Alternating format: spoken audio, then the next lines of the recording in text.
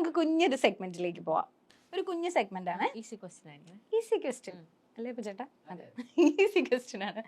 അപ്പം ഞാനൊരു ക്വസ്റ്റ്യൻ ചോദിക്കും, അതിൽ 2 ഓപ്ഷൻസും തരും. അതിലൊരെണ്ണം സെലക്ട് ചെയ്യണം, അത് എന്തുകൊണ്ടാണെന്നുള്ളതൊന്ന് ക്ലാരിഫൈ ചെയ്യണം. അത്രേ ഉള്ളൂ, സിമ്പിൾ. അപ്പം സെഗ്മെന്റിന്റെ പേര് what is your choice. Okay okay. First question, social media വഴി ആക്രമിക്കാൻ ശ്രമിക്കുന്ന ഒരു കൂട്ടരെ എങ്ങനെ നേരിടും? ഒന്നാമത്തെ ഓപ്ഷൻ നിയമം വഴി, രണ്ടാമത്തെ ഓപ്ഷൻ സോഷ്യൽ മീഡിയ വഴി തന്നെ. എങ്ങനെയായിരിക്കും ഗൗരി നേരിടുന്നത്? ലൈക്ക് എനിക്ക് തോന്നുന്നത് ഓൾറെഡി ഈ ഒരു ഫെയിമിൽ നിൽക്കുന്ന ഒരാൾക്ക് എന്തെങ്കിലും ഒരു സോഷ്യൽ മീഡിയ വഴി എന്തെങ്കിലും ഒരു ബാഡ് കമന്റ്സോ അല്ലെങ്കിൽ നെഗറ്റീവ് മെസ്സേജസോ അങ്ങനെയും വരാമല്ലോ. അത് ശരിക്കും പറഞ്ഞാൽ ഞാൻ പ്രൈമറി സെക്കൻഡറി ആയിട്ട് ചൂസ് ചെയ്യുള്ളൂ. ആദ്യം പ്രൈമറി ആയിട്ട് ഞാൻ സെൽഫായിട്ട് ഡീൽ ചെയ്യും. സെക്കൻഡറി ഞാൻ അടിയിൽ കൂടി കേസ് ഫയൽ ചെയ്യും.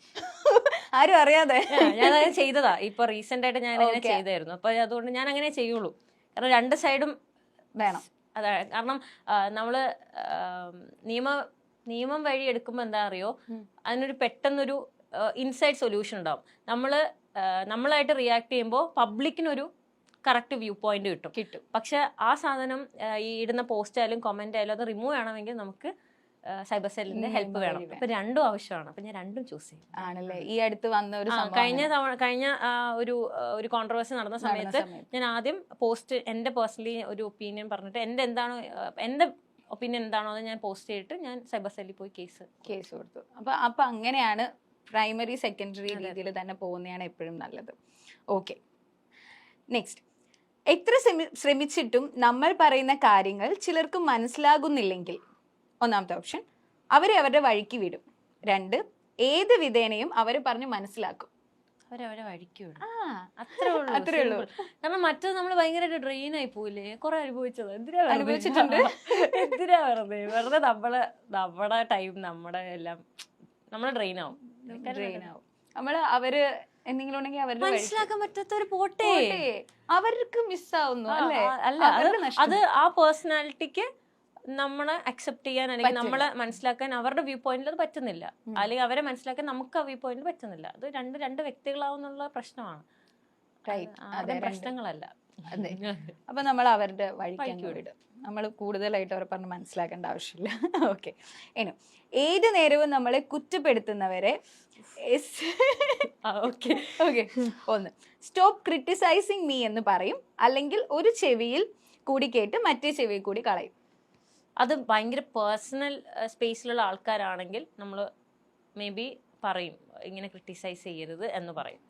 അല്ല നമുക്ക് അത്ര വേണ്ടപ്പെടാത്ത ആൾക്കാരാണെങ്കിൽ നിങ്ങൾ അവിടെ പറഞ്ഞോ, ഞാൻ കേക്ക് വൈറ്റ്. എങ്ങനെ ശരിക്കും ഇങ്ങനെ ഉപദേശമൊക്കെ കേൾക്കുമ്പോ ഉപദേശം ഞാൻ ശരിക്കും ലിസൺ ചെയ്യാറുണ്ട് ആക്ച്വലി. എനിക്ക് കാരണം ഞാൻ കേക്ക് ഒരു 10 പേരെ ഉപദേശിച്ചിട്ടുണ്ടെങ്കിൽ അതിൽ രണ്ടെണ്ണം എനിക്ക് യൂസ്ഫുൾ ആയിട്ടുണ്ട്. അതായത് ഞാൻ എക്സാമ്പിൾ പറയുന്നതാണ്. ഇപ്പൊ 10 പേര് എൻ്റെ അടുത്ത് എന്തെങ്കിലും കാര്യം പറഞ്ഞിട്ടുണ്ടെങ്കിൽ 2 പേര് ആ 10 ലിസണിലും 2 പേരിൽ എനിക്ക് എന്തെങ്കിലും ഔട്ട് കിട്ടിയിട്ടുണ്ട്. എന്നോട് ചിലവർ പറഞ്ഞ് കേട്ടിട്ടുള്ള കാര്യങ്ങളാണ്. ഒന്നാമത്തെ എൻ്റെ അച്ഛൻ എന്നെ ഭയങ്കരമായിട്ട് ഉപദേശിക്കും. അച്ഛൻ കാറിലൊക്കെ കൊണ്ട് നടന്ന് ഉപദേശിക്കുന്ന ആളാണ്. എന്റെ ഫ്രണ്ട്സ് വന്നു കഴിഞ്ഞാൽ അവർ പറയും, യോ ഇനി ഗൗരിയുടെ അച്ഛന്റെ ഉപദേശം കേൾക്കാം. ആ ഒരു മൈൻഡ് സെറ്റ്. കാരണം അച്ഛൻ ഭയങ്കരമായിട്ട് ഉപദേശിക്കും. അതേ സ്വഭാവം എനിക്കുണ്ട്. ഞാൻ എൻ്റെ യങ്ങർ ഗ്രൂപ്പ്സ് എന്നോട് ആരെങ്കിലും ഉണ്ടെങ്കിലും എൽഡർ ഗ്രൂപ്പ്സ് ഉണ്ടെങ്കിൽ സെയിം പിയർ ഗ്രൂപ്പ് ഉണ്ടെങ്കിലും ഞാൻ അവർ ചെയ്യുന്നൊക്കെ എന്തെങ്കിലും ഇതുണ്ടെങ്കിൽ ഞാൻ ഭയങ്കരമായിട്ട് ഉപദേശിക്കുന്ന കൈൻഡ് ഓഫ് ആളാണ്. ഓക്കെ. പക്ഷെ അങ്ങനെ കിട്ടിയ ഒരു ഉപദേശത്തിന് ഞാൻ പഠിച്ച കാര്യമാണ് എക്സ്പീരിയൻസിൽ നിന്ന് പഠിക്കാതിരിക്കുക, മറ്റുള്ളവരുടെ എക്സ്പീരിയൻസ് കണ്ട് പഠിക്കുക എന്നുള്ളത്. കാരണം ഇപ്പൊ ചിലവർ എന്തുകൊണ്ടാണ് ഫെയിൽ ആയത് എന്ന് നമ്മൾ പഠിച്ചു കഴിഞ്ഞാൽ നമ്മൾ എക്സ്പീരിയൻസ് ചെയ്ത ആ ഫെയിലിയറിന് ഉണ്ടാകുന്ന ടൈം ഉണ്ടല്ലോ, അത് നമുക്ക് ആ ഒരു ടൈം കൺസ്യൂമിങ് ഉണ്ട്, അത് നമുക്ക് കുറയ്ക്കാൻ പറ്റും. അപ്പൊ നമ്മള് ആ ഒരു ഫെയിലിയർ ആവുന്ന റീസൺ കണ്ടുപിടിച്ചിട്ട് അതിന് സൊല്യൂഷൻ നമുക്ക് നേരത്തെ പ്രിപ്പയർ ചെയ്യാൻ പറ്റും. അത് ഭയങ്കരമായിട്ട് യൂസ്ഫുൾ ആണ്. അങ്ങനെയൊക്കെ കുറെ കാര്യങ്ങൾ എനിക്ക് പഠിക്കാൻ. കൂടുതലും ആളുകൾ പക്ഷെ പറയുന്നത് നമ്മളുടെ എക്സ്പീരിയൻസിലൂടെ നമ്മൾ പഠിക്കണം എന്നാണ് കൂടുതലും ആൾക്കാർ പറയുന്നത്. പക്ഷെ അത് അങ്ങനെയല്ല. നമ്മൾ എന്തിനാ പോഡ്കാസ്റ്റ് ഇന്റർവ്യൂസ് ഒക്കെ കാണുന്നത്? ആക്ച്വലി മറ്റുള്ളവരുടെ എക്സ്പീരിയൻസ് അറിയാൻ വേണ്ടിയിട്ടാണ്. അപ്പൊ ആ എക്സ്പീരിയൻസ് അവരുടെ ഫെയിലിയേഴ്സും ഉണ്ട്, അവരുടെ സക്സസും ഉണ്ട്, രണ്ടും നമ്മൾ കാണുന്നുണ്ട്. അപ്പൊ അവർ സക്സസ് ആവുന്ന ഒരു വഴി ഉണ്ടാവും, ഒരു ഫെയിലിയർ ആവുന്ന റീസൺസ് ഉണ്ടാവും. ആ റീസൺസ് മനസ്സിലാക്കി അല്ലെങ്കിൽ സൊല്യൂഷൻ കണ്ടുപിടിച്ചാൽ നമ്മൾ ഫാസ്റ്റ് ആയിട്ട് മുകളിലെത്തും. അത് സ്മാർട്ട് വർക്കാണ്. അടിപൊളി. അത് ഒരു കറക്റ്റ് കാര്യമാണ് കേട്ടോ. പക്ഷെ അങ്ങനെ എല്ലാവരും ചിന്തിക്കുന്ന എനിക്ക് തോന്നുന്നത് നമ്മളുടെ ജനറേഷനിലുള്ളവരൊന്നും അങ്ങനെ ഉപദേശം കേൾക്കാൻ ഇഷ്ടമില്ലാത്തവരെ കൂടുതലും പേര്. മെജോറിറ്റി ഇങ്ങനെ ഉപദേശം എന്ന് പറയുമ്പോഴേ വേണ്ട അങ്ങനെ ഒത്തിരി ഇന്റർവ്യൂസും പോഡ്കാസ്റ്റ് ഒക്കെ കാണുന്ന ആളാണ്. ആണ് ഭയങ്കരമായിട്ട് കാണും. ഞാൻ ധന്യവർമ്മയുടെ ഒക്കെ ഭയങ്കര കാണും, ഒരുപാട് ഇന്റർവ്യൂസും പോഡ്കാസ്റ്റും കാണും. ഞാനിങ്ങനെ എക്സ്പീരിയൻസസ് ഇങ്ങനെ ഇരുന്ന് കേൾക്കും. ഭയങ്കര ഇഷ്ടമാണ്. കാരണം ചില കാര്യങ്ങളൊക്കെ അവർ പറയുന്ന നമുക്ക് കറന്റ് നമ്മൾ പോകുന്ന സിറ്റുവേഷൻസ് ആയിട്ട് ഭയങ്കരമായിട്ട് കണക്ട് ചെയ്യാൻ പറ്റും. പൊളിറ്റിക്സ് കാണും ഭയങ്കരമായിട്ട് പൊളിറ്റിക്സ് കാണും. അത് നമ്മളിങ്ങനെ അവര് ഓരോ വഴികളും പൊളിറ്റിക്സ് നമുക്ക് യൂസ്ഫുൾ ആണ് അവർ പോകുന്ന വഴികളൊക്കെ. അപ്പൊ അതിൽ ഓരോന്നും നമുക്ക് ഭയങ്കരമായിട്ടും യൂസ്ഫുൾ ആവും. അത് ഞാൻ ഉപദേശം കേൾക്കാൻ ഞാൻ പറയും. വിവരമില്ലാത്തവരുടെ ഉപദേശം കേൾക്കാൻ നിൽക്കരുത്. അത് നമ്മൾ അവർ സംസാരിച്ച് തുടങ്ങുമ്പോൾ തന്നെ മനസ്സിലാവുമല്ലോ. അയ്യോ വേണ്ടെന്ന് പറയും. ഞാൻ ട്രെയിനിലൊക്കെ പോകുമ്പോണ്ടല്ലോ, ഞാൻ കുറച്ച് എഡ്യൂക്കേറ്റഡ് ആയിട്ടുള്ള ആൾക്കാരായിട്ട് തമ്മിൽ സംസാരിക്കാൻ ഞാൻ ശ്രദ്ധിക്കും. അപ്പൊ അവരുടെ ഒരു വൈബ് നമുക്ക് കണക്ട് ആണെങ്കിൽ ഞാൻ പതിയെ പോയി അവരോട് സംസാരിക്കും. എന്തൊക്കെയുണ്ട് വിശേഷമല്ല, ഞാൻ അവരോട് പോയിട്ട് ആ കോൺവെർസേഷനിൽ ഒരു പാർട്ടാവും. അപ്പൊ എനിക്ക് കുറച്ച് ഇൻപുട്ട് കിട്ടും. അതെനിക്ക് യൂസ്. മറ്റത് ചിലവര് സംസാരിക്കാൻ വന്നുണ്ടല്ലോ വള്ളിയാണ്. ഞാൻ പിന്നെ ഹെഡ്സെറ്റ് വെച്ചിട്ട് ഇങ്ങനെ തിരിഞ്ഞിരിക്കും. പറഞ്ഞോ ചുമ്മാ ട്രെയിനിലൊക്കെ ഒരു അമ്മച്ചിമാരൊക്കെ ഉണ്ടെങ്കിൽ എന്തെങ്കിലും പറയോ? അങ്ങനത്തെ ഉപദേശം ഞാൻ കേൾക്കത്തില്ല. കല്യാണം കഴിക്കുന്നില്ല, അത് ഞാൻ കേൾക്കത്തില്ല. അത് ഞാൻ ഇടയ്ക്കിടയ്ക്ക് കേൾക്കാറുണ്ട്, ഇപ്പോഴും കേൾക്കാറുണ്ട്. ഇങ്ങനെയൊക്കെ നടന്നാൽ മതിയോ, കെട്ടണ്ടേ? അമ്മച്ചി അമ്മ വേണമെങ്കിൽ രണ്ടാമത് കെട്ടിക്കും, എനിക്ക് കെട്ടണ്ട. ആ മൂടാണ് എനിക്ക്. ഇപ്പൊ കൊറേ പേര് അപ്ഡേറ്റഡ് ആയിട്ടുണ്ട്. ഒത്തിരി പറയുന്നുണ്ട്. എന്റെ നാട്ടിൽ പോകുമ്പോഴും അടുത്ത് ഇനി കല്യാണത്തിന് വിളിക്കണേ, അവര് പറയട്ടെ, അതൊക്കെ അവരുടെ ഒരു ആഗ്രഹമല്ലേ. എന്താ പറയാറ്? ഫോട്ടോഷൂട്ട് വീഡിയോസ് ഒക്കെ ആണെങ്കിൽ ഇങ്ങനെ കാണിച്ചു തരാം. പിന്നെ അഭിനയിക്കുന്നുണ്ട്, അതിൽ ഒരുപാട് കല്യാണം കേൾക്കുന്നുണ്ട്.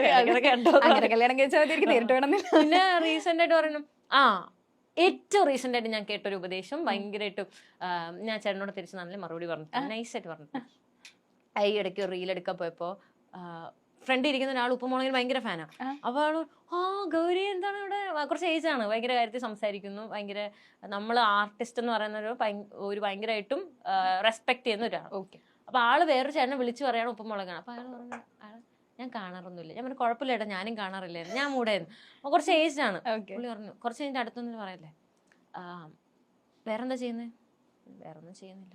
ആർട്ടിസ്റ്റായിട്ട് നടന്നാൽ കുറച്ച് നാൾ കഴിയുമ്പോൾ ഈ പണിയില്ലെങ്കിൽ എന്ത് ചെയ്യും? ഞാൻ പറഞ്ഞു, വേറെ ജോലിയും ഇതുപോലെ പോകാനുള്ള ചാൻസസ് ഉണ്ടല്ലോ ചേട്ടാ. അതുപോലെ അല്ല നമുക്കൊരു വേറൊരു ജോബ് ഉണ്ടാവാന്ന് പറഞ്ഞാൽ അത് ലൈഫിന് സെക്യൂരിറ്റിയാണ്. ചേട്ടാ അതിന് ഏൺ ചെയ്യുന്നതിനേക്കാളും ഞാൻ ഇരട്ടിക്ക് ഇവിടെ ഏൺ ചെയ്യുന്നുണ്ട്, എനിക്കത് മതി ചേട്ടാ, കുഴപ്പമില്ല, ഞാൻ ജീവിച്ചോളാം. അങ്ങനെയല്ല, നിങ്ങൾക്ക് ലൈഫ് പറഞ്ഞോടാ. ഞാൻ ചേട്ടാ ഇപ്പൊ എന്താ ചെയ്യുന്നത്? റിട്ടയർ ആയിരിക്കും. പൈസ ഉണ്ടോ കയ്യിൽ? ഇല്ല. എങ്ങനെ ജീവിക്കുന്നത്? മക്കള് വന്നിട്ട് പറഞ്ഞു ഓക്കെ, നമുക്ക് ഉപദേശിക്കാനല്ലേ, നമുക്ക് ജീവിക്കാനറിയില്ലല്ലോ. അവരുടെ ഇഷ്ടം, നമ്മളെ ഇഷ്ടം. അതുകൊണ്ട് ഞാൻ ചെയ്യുന്ന ജോബിൽ ഞാൻ ഹാപ്പിയാണ്. നമ്മള് ഹാപ്പിയാണോ അത് നോക്കിയാൽ മതി.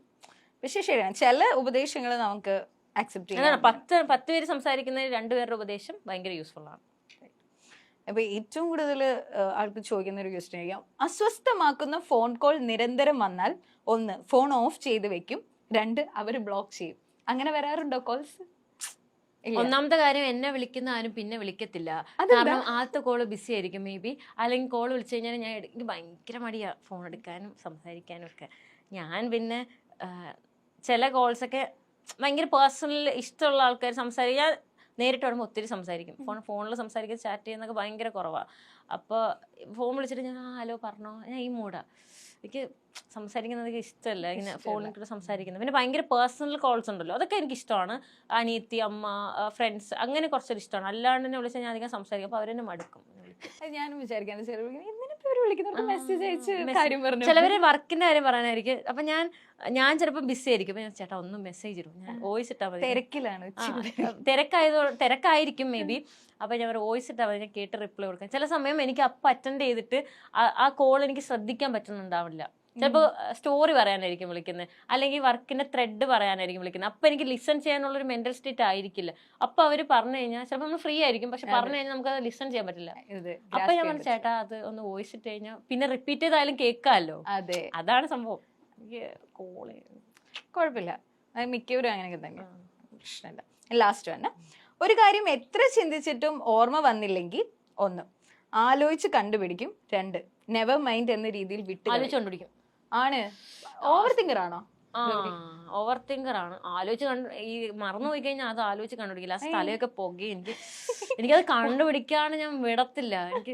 പിന്നെ എനിക്കൊരു ഇതാണ്, ചിലപ്പോ ചില സിനിമ ഉണ്ടല്ലോ, ഇല്ല ആളിങ്ങനെ ശരിയാ, നമ്മളൊരു സാധനം വിട്ട് ഇതെങ്ങനെ കണ്ടുപിടിക്കും?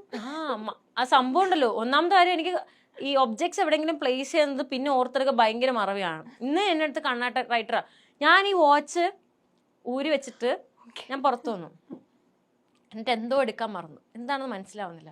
എന്നൊക്കെ വാച്ച്, അപ്പൊ എല്ലാവരും നോക്കിക്കൊണ്ടിരിക്കുക, ഇവളെന്തോ മറന്നിട്ടാണ് തിരിച്ചത്. കാരണം ഇതെനിക്ക് ശീലമാണ്. പിന്നെ ഈ സിനിമയിലൊക്കെ ഏതെങ്കിലും ക്യാരക്ടർ അല്ലെങ്കിൽ സിനിമയുടെ നെയിംസ് ഒക്കെ മറന്നു പോകും. ചില സമയത്ത് നമുക്ക് ഭയങ്കര ഫെമിലർ ആയിരിക്കും, ഓർമ്മ വരത്തില്ല. അപ്പൊ ഏറ്റവും സിമ്പിൾ ആണ് ഗൂഗിൾ ചെയ്യാന്നുള്ളത്. ഭയങ്കര ബ്രൗസ് ചെയ്താൽ കിട്ടും. ഇല്ല ഗൗരി, നീ അത് ഓർത്ത് കണ്ടുപിടിക്കുന്നു, മെമ്മറി ടാസ്ക് ആണ്. ഇതൊക്കെ കാണുമ്പോഴാണ് എനിക്ക് തന്മാത്രം ഓർമ്മ വരുന്നത്. ദൈവമേ, പക്ഷെ അത് നമ്മൾ കണ്ടുപിടിച്ച് കഴിഞ്ഞാൽ ലൈഫിൽ സക്സസ് ആയൊരു ഫീൽ. പിന്നെ ഭയങ്കര അടിപൊളി ഫീൽ. ഞാനിടക്ക് പാതിരാത്രി ഒക്കെ എണീറ്റിട്ട് എന്റെ ആ ഡ്രസ്സ് എന്നാലും എവിടെ, എനിക്ക് ഞാൻ ഏറ്റവും കൂടുതൽ ചിന്തിക്കുന്നത് എന്നാലും അത് എവിടെ പോയി. ഒന്നെങ്കിൽ പണ്ടൊക്കെ ആദ്യം ചിന്തിച്ചുകൊണ്ടിരുന്ന മാത്സിൽ ഇക്വേഷൻസ് ആണ്, ഭയങ്കരമായിട്ട് ചിന്തിക്കും. ഇപ്പൊ ഞാൻ എന്താ പറയാ, സിനിമയുടെ പേരുകൾ എന്തായിരുന്നു, ആ ക്യാരക്ടർ രാത്രി ഉറക്കം വരത്തില്ല, ഉറക്കത്തിലൊക്കെ ഞാൻ ഇങ്ങനെ അയ്യോ അത് തല ഇങ്ങനെ ചൂടാവുമല്ലോ, അത് ഭയങ്കര അടിപൊളിയാണ്.